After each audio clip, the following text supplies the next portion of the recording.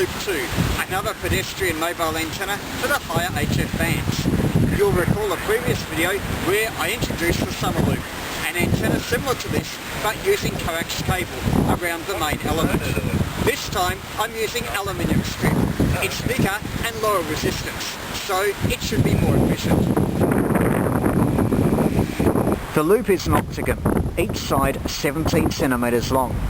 It's slightly uneven, but that won't affect performance. A closer look at the capacitor assembly. You'll recognise some of the parts from the SummerLoop, the same beehive trimmer and the circuit board on which it was mounted. An addition though is an insulated knob. The knob was found in Bunnings, a local hardware chain.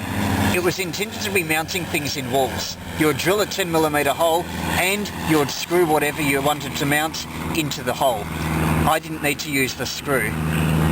However, it works quite well as an adjustment for the tuning capacitor. I make a lot of use of plastic chopping board. In this case, it provides a bracket to support the capacitor assembly and hold it to the dowling used for the main support. There's also chopping board at the bottom. For the feed arrangement, I'm using a gamma match instead of a small loop. The centre of the coax goes to some stiff wire, about 1 or 2 millimeters in diameter. Something like coat hanger wire would be ideal. It's about 10 centimeters long. It's 8 centimeters from the braid connection and the inner connection via the gamma match. That distance is trial and error. First of all, use a flexible wire and an alligator clip to find the best point along. Low DC resistance is essential. I bolted the aluminium strip to the copper of the circuit board, that which holds the tuning capacitor. In a previous version of the loop, I tried to form a capacitor from aluminium strips pointing downwards.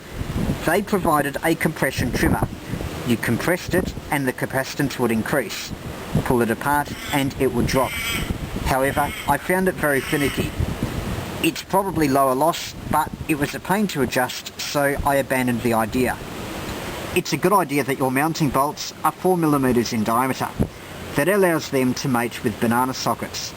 If you want coverage of lower frequencies not covered by the loop, just add extra capacitance. The efficiency is lower, but you do get coverage, in this case, of 20 and 17 meters. I was particularly lucky because 68 picofarad here just allows resonance on 14 MHz when the trimmer is fully in and 18 MHz when the trimmer is fully out. The capacitor here is rated at 630 volts. Hopefully it will be sufficient at QRP power levels, even though thousands of volts can sometimes occur across the gaps of these loops. The efficiency of this arrangement will be a lot less, under 10% on 20 meters. However, it's a useful add-on for times when the higher bands are closed.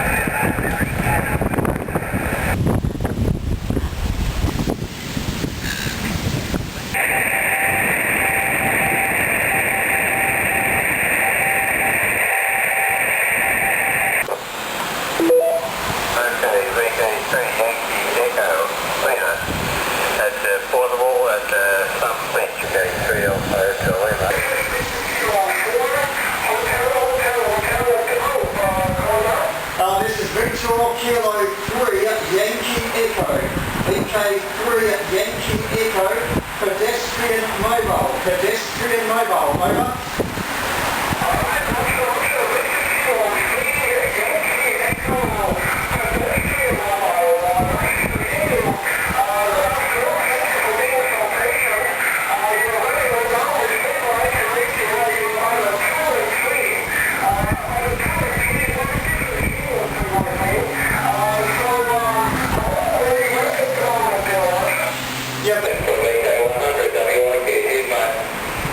VK3 Yankee Echo mobile. VK3 Yankee Echo, VK3YE mobile. VK3 Yankee Echo mobile? Yeah, QSL Yankee Echo pedestrian mobile, over. VK3 Yankee Echo mobile, you're about a 41 up here with power. VK3 Yankee Echo pedestrian mobile, VK4ALK. Yeah, that's a pretty good signal there, Peter, anyway. It's quite noisy up here, but still good Q5, Peter, running 400 watts to a 2-element delta loop, VK3